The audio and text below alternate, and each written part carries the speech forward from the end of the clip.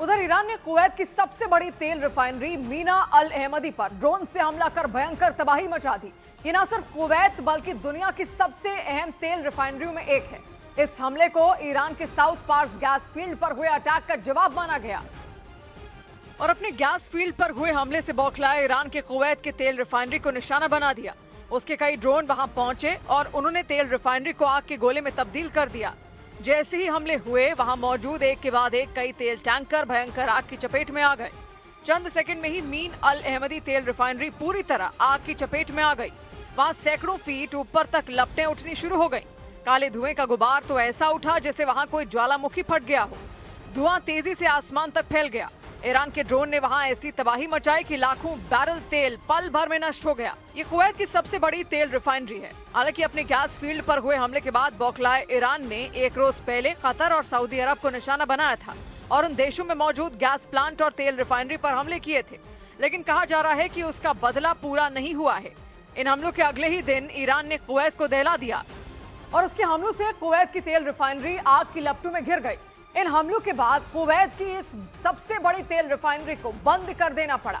माना जा रहा है कि इसकी वजह से पूरी दुनिया में तेल संकट और गहरा सकता है, क्योंकि ईरान ने अपने ड्रोन से जिस तेल रिफाइनरी को तबाह कर दिया वहां रोजाना 5 से 7 लाख बैरल कच्चे तेल को प्रोसेस किया जाता है। इसकी गिनती दुनिया की बड़ी रिफाइनरी में की जाती है। मीना अल अहमदी तेल रिफाइनरी कुवैत के दक्षिण तट पर फारस की खाड़ी के किनारे मौजूद है। समुद्र के किनारे होने की वजह से यहाँ से तेल की सप्लाई बहुत आसानी से होती है। राजधानी कुवैत सिटी से इसकी दूरी करीब 40 किलोमीटर है। ये रिफाइनरी दुनिया भर में तेल की सप्लाई करने में बड़ी भूमिका निभाती है।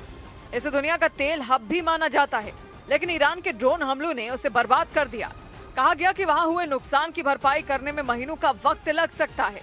जानकारी के मुताबिक हमले होते ही वहां मौजूद लोगों को सुरक्षित निकाल लिया गया था। उसके बाद भयंकर आग बुझाने की कोशिश शुरू कर दी गई और ईरान ने कार्रवाई अपने साउथ पार्स गैस फील्ड पर हुए हमले के बाद की। 2 रोज पहले इजरायल ने ईरान के सबसे बड़े गैस भंडार पर हमला कर दिया था।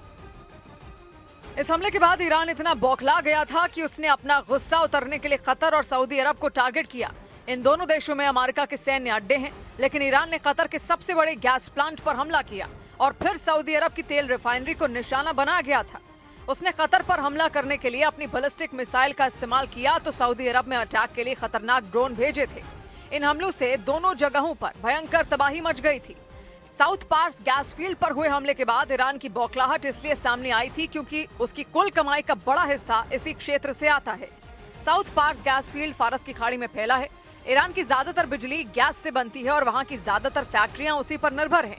ईरान की गैस का बहुत बड़ा हिस्सा यहीं से आता है, लेकिन इस गैस भंडार पर हुए हमले ने उसे भारी नुकसान पहुंचाया, ऐसा दावा किया गया। इसी वजह से ईरान ने हमले का जवाब देने में देर नहीं लगाई। उसने पहले कतर और सऊदी अरब पर हमले किए और उसके बाद कुवैत को भी निशाने पर लिया। लेकिन ईरान ने कतर के जिस गैस प्लांट को निशाना बनाया उसकी वजह से कतर को भारी कीमत चुकानी पड़ी। एक अनुमान के मुताबिक इस हमले से कतर के गैस भंडार को इतनी बड़ी चोट पहुंची कि उससे उबरने में उसे कई साल लग सकते हैं, क्योंकि ईरान ने कतर के सबसे बड़े गैस प्लांट रास लफान पर हमला कर दिया था। उसने अपनी बैलिस्टिक मिसाइल से उसे तबाह कर दिया था। एक अनुमान के मुताबिक कतर का 17% एलएनजी ढांचा तबाह हो गया। इसकी वजह से 2000 करोड़ डॉलर यानी भारतीय रुपए में करीब 1,86,000 करोड़ रुपए का भारी नुकसान हुआ। आशंका जताई गई कि इस हमले से उबरने में कतर को 5 साल का वक्त लग सकता है। ऐसे में माना जा रहा है कि यह संकट सिर्फ कतर के लिए नहीं होगा, बल्कि पूरी दुनिया पर इसका असर दिख सकता है, क्योंकि एशिया और यूरोप के कई देश कतर की गैस पर ही निर्भर हैं। कतर दुनिया के सबसे बड़े एलएनजी निर्यातकों में एक है। एलएनजी यानी लिक्विफाइड पेट्रोलियम गैस। इसी एलएनजी से सीएनजी और पीएनजी बनती है। अगर वहां गैस की सप्लाई पर असर हुआ तो पूरी दुनिया में खलबली मच सकती है। माना जा रहा है कि इससे गैस की सप्लाई चेन पर गंभीर संकट आ सकता है और इसके कारण गैस की कीमतें और बढ़ सकती हैं। और पश्चिम एशिया में तेल और गैस के ठिकानों पर हुए हमलों के बाद दुनिया भर में तेल की कीमतों में आग लग गई। स्ट्रेट ऑफ हॉर्मुज के बंद होने के बाद जो संकट खड़ा हो गया था उसे इन हमलों ने और गहरा दिया और उसका नतीजा ये हुआ कि दुनिया भर में तेल की कीमतें कम होने का नाम नहीं ले रही। अंतर्राष्ट्रीय बाजार में कच्चे तेल की कीमत करीब $108 प्रति बैरल रही, जबकि एक हफ्ता पहले तक ये $100 प्रति बैरल के नीचे थी। यानी जैसे जैसे खाड़ी देशों में हमले तेज होते गए वैसे वैसे इसके दाम भी बढ़ते चले गए। पिछले एक हफ्ते में जिस तरह ये जंग तेज होती गई उसी तरह कच्चे तेल की कीमतें भी चढ़ती गईं। इस संकट को इजरायल ने ईरान की गैस फील्ड पर हमला कर और बढ़ा दिया था। ईरान ने अपने साउथ पार्स गैस फील्ड पर हुए अटैक के बाद खाड़ी के दूसरे देशों को निशाना बनाना शुरू कर दिया था। उनकी गैस प्लांट और तेल रिफाइनरी पर कई हमले किए गए। इन हमलों के बाद बड़े पैमाने पर तेल और गैस नष्ट हो गए। इसी के बाद पूरी दुनिया में खौफ का ऐसा माहौल बन गया कि कच्चे तेल के दाम बढ़ने शुरू हो गए। लगातार हो रहे हमलों के कारण कीमतों में कोई कमी नहीं हुई। और इस बीच अमेरिकी अखबार द वॉल स्ट्रीट जर्नल ने अनुमान जताया कि तेल की कीमतें $180 प्रति बैरल तक पहुंच सकती हैं। अखबार में छपी इस रिपोर्ट ने पूरी दुनिया को डरा दिया, क्योंकि अगर ऐसा हो गया कि महंगाई चरम पर पहुंच जाएगी और कई देशों की अर्थव्यवस्था चरमरा सकती है। और अमेरिकी अखबार ने जानकारी दी कि अनुमान सऊदी अरब के अधिकारियों से मिले संकेत के आधार पर जताया गया। इसके मुताबिक अगर ईरान जंग जल्द खत्म नहीं हुई तो हालात बिगड़ सकते हैं, क्योंकि गैस और तेल की सप्लाई बुरी तरह प्रभावित हो सकती है और इसकी वजह से अप्रैल के अंत तक कच्चे तेल की कीमत $180 प्रति बैरल तक भी पहुंच सकती है। अखबार ने दावा किया कि ये सबसे संभावित स्थिति हो सकती है, यानी अगर युद्ध खत्म नहीं हुआ तो ऐसी स्थिति आने से कोई नहीं रोक सकता। कहा गया कि पूरी दुनिया में ऐसा माहौल बन चुका है कि तेल कम होता जा रहा है और बाजारों का अनुमान है कि ये संकट जल्द खत्म नहीं होगा। इसी वजह से कच्चे तेल के दाम लगातार बढ़ रहे हैं। जानकारी के मुताबिक तेल निर्यात करने वाले बड़े देशों में शामिल सऊदी अरब की सरकार इस मुद्दे पर 2 अप्रैल को अहम बैठक करेगी। कहा जा रहा है कि उसी बैठक से संकेत मिलेगा कि बाजार किस दिशा में जा सकती है। इधर दक्षिणी पार्स गैस फील्ड पर हमले का बदला लेने के लिए ईरान ने इजरायल पर मिसाइलें बरसा दी। ईरान ने इजरायल के हाइफा में मौजूद उसकी सबसे बड़ी रिफाइनरी पर हमला किया। जानकारी के मुताबिक इसी रिफाइनरी से पूरे इजरायल में गैस और तेल की सप्लाई होती है और ईरान ने इसी तेल रिफाइनरी पर मिसाइल हमला कर दिया।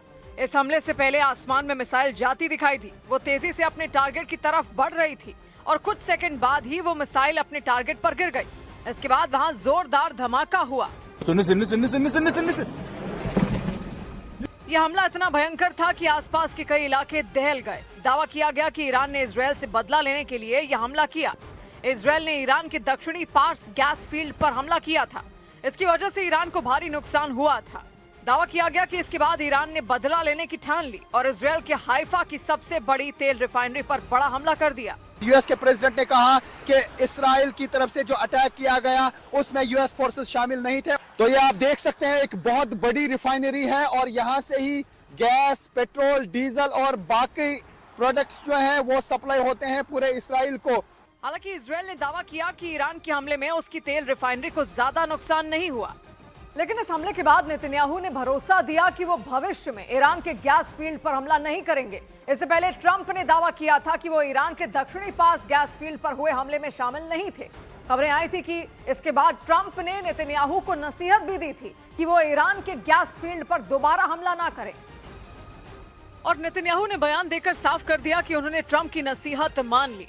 नेतन्याहू ने भरोसा दिया कि वो भविष्य में ईरान के गैस फील्ड पर हमला नहीं करेंगे। President Trump asked us to hold off on future attacks, and we're holding out. Netanyahu ने इस बात को भी माना कि ईरान के गैस फील्ड पर हमला अकेले इजरायल ने किया था।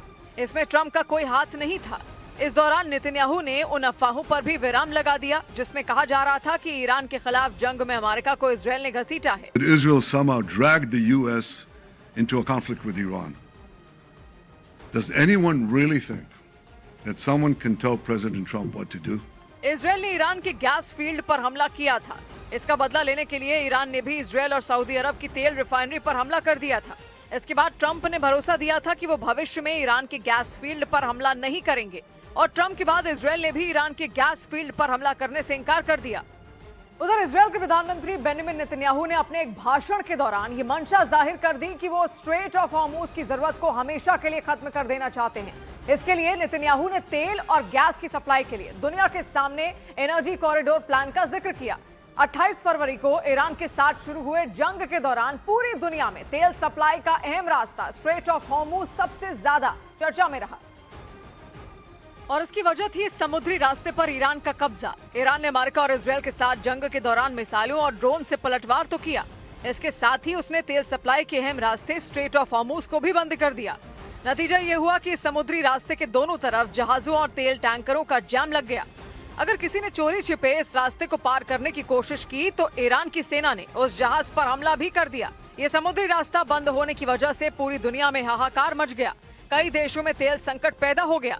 गैस के लिए कोहराम मच गया। ट्रंप ने ईरान के कब्जे से इस रास्ते को खाली करवाने के लिए दुनिया भर के देशों से अपील तक कर दी, लेकिन मदद नहीं मिली। हालात जस के तस बने रहे। इजरायल के पीएम ने ईरान पर दादागिरी करने और स्ट्रेट ऑफ हॉर्मुज के नाम पर पूरी दुनिया को ब्लैकमेल करने का आरोप लगा दिया। The death cult in Iran is trying to blackmail the world by closing a key international maritime route, the Straits of Hormuz. It won't work. Netanyahu ने अपने भाषण के दौरान उस प्लान का जिक्र कर दिया जिसके जरिए वो हॉर्मुज गलियारे को लेकर ईरान की दादागिरी को रोक सकते हैं। और नेतन्याहू का ये प्लान ईरान के नजदीक हॉर्मुज गलियारे और लाल सागर के करीब मौजूद बाब अल मंदीब जैसे समुद्री रास्तों का विकल्प तैयार करने का है। मतलब तेल सप्लाई का ऐसा रास्ता जिस पर कोई भी देश कब्जा ना कर सके और बिना किसी रुकावट के तेल की सप्लाई दुनिया भर में होती रहे। और इसी के लिए बेंजामिन नेतन्याहू ने एनर्जी कॉरिडोर का रास्ता सुझाया। बेंजामिन नेतन्याहू के मुताबिक तेल और गैस को समुद्र की बजाय जमीन के रास्ते पाइपलाइन से भेजा जाए। बेंजामिन नेतन्याहू के प्लान के मुताबिक सऊदी अरब, यूएई, कुवैत और बहरीन जैसे खाड़ी के देश तेल और गैस अपनी जमीन से निकालें। इसके बाद सीधे पश्चिम की तरफ जमीन के पाइपलाइन के जरिए रास्ते से जॉर्डन होते हुए इजरायल पहुंचा दें। इजरायल को पार करते हुए वो तेल और गैस भूमध्य सागर पहुंचा दी जाए। वहां से इजरायल के हाइफा और अश्कलोन जैसे बंदरगाहों के जरिए यूरोप तक तेल और गैस की सप्लाई हो सकेगी।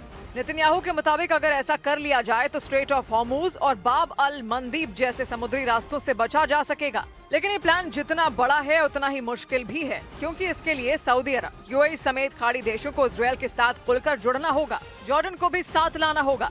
इतनी लंबी पाइपलाइन आतंकी हमलों या जंग के हालात में आसानी से निशाना बन सकती है। और सबसे अहम ये कि अगर इजरायल ये पाइपलाइन बनाएगा तो खाड़ी देश उस पर अपनी तेल सप्लाई के लिए निर्भर हो जाएंगे।